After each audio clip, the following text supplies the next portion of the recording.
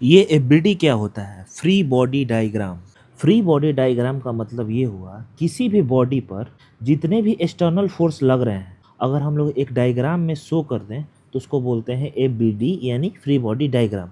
चलिए इस एफबीडी को समझते हैं एक एग्जांपल से। देखिए इस फिगर को, इस फिगर में एक ये वेज है, ठीक है, लकड़ी का टुकड़ा, और इस पे एक मास है एम, ठीक है, ये वाला, और एक रस्सी है जिसे ये बंधा हुआ है। ये रस्सी इसको F4 से खींच रहा है, ठीक है। अब हम लोग को यहाँ पे इस मास m का एफबीडी निकालना है या एफबीडी ड्रॉ करना है। तो हम लोग कैसे ड्रॉ करेंगे, देखिए स्टेप बाय स्टेप समझते हैं। एफबीडी निकालने के लिए सबसे पहले हम लोग मान लेते हैं एक पॉइंट जिसका मास है m, मतलब कि इस ब्लॉक को हम लोग यहाँ रिप्रेजेंट करेंगे मास m से, ठीक है। दूसरा नंबर, इधर की ओर मान लेते हैं x एक्सिस, ऊपर की ओर मान लेते हैं y एक्सिस, ठीक है। अब देखिए तीसरा नंबर, अलग अलग सारा फोर्स निकाल के यहाँ पे पुट कर देना है। तो देखिए नीचे की ओर सबसे पहले क्या हो जाएगा, मास इंटू ग्रेविटेशनल, मतलब कि जो ग्रेविटेशनल फोर्स है वो नीचे की ओर ही लगता है, ठीक है। अब देखिए ग्रेविटेशनल फोर्स तो नीचे की ओर लगता है, लेकिन जो नॉर्मल रिएक्शन फोर्स है जो इस ब्लॉक पे ये वेज लगा रहा है वो ऊपर की ओर लगेगा, तो यानी कि इस डायरेक्शन में, ठीक है। इसको हम लोग एन से रिप्रेजेंट कर देते हैं।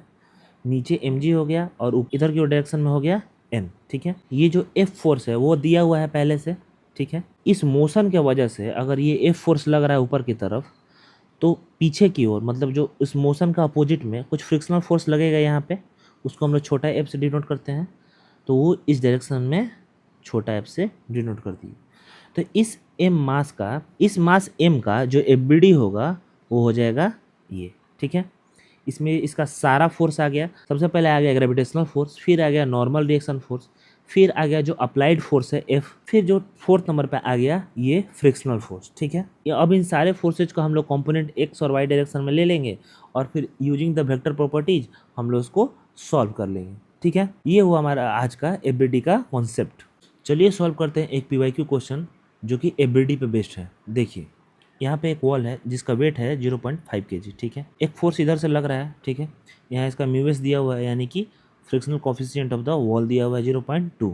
तब पूछ रहा है कितना फोर्स लगाएं कि जो वॉल है वो फिसले नहीं इसमें। सबसे पहले यहाँ पे हम लोग इस ब्लॉक का एफबीडी बनाते हैं, ठीक है। अब देखिए इस ब्लॉक का एफबीडी, ये हो गया ब्लॉक, नीचे हो गया mg मास इंटू ग्रेविटेशन, ऊपर हो गया फ्रिक्शन, ठीक है। ऊपर की तरफ क्या mg लग रहा है तो ऊपर क्या लगेगा, फ्रिक्शन लगेगा, छोटा f। इधर की ओर फोर्स F लग रहा है और वॉल से इस ब्लॉक पे लगेगा नॉर्मल रिएक्शन फोर्स N, इधर N इधर F, इधर N इधर F, ऊपर छोटा f और नीचे mg, ठीक है। इस ब्लॉक को यहाँ नहीं गिरने के लिए सबसे पहले यहाँ का जो फ्रिक्शन है वो इक्वल करना पड़ेगा ग्रेविटेशन से, ठीक है। F इक्वल टू छोटा f इक्वल टू mg, जो N है वो इक्वल टू हो जाएगा F के, ठीक है। जो नॉर्मल रिएक्शन फोर्स है वो इक्वल हो जाएगा अप्लाइड फोर्स के, ठीक है।